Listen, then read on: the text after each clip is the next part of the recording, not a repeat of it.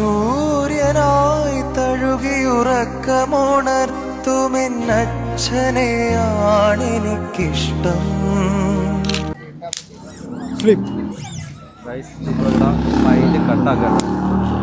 Bro കണ്ണിറന്ന ബ്രോന്റെ തൊട്ട് മുമ്പിൽ അച്ഛൻ ഉണ്ടായിരിക്കും.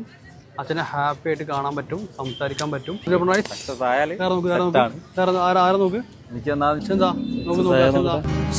അച്ഛനെ ഹാപ്പി ആയിട്ട് കാണണ്ടേ?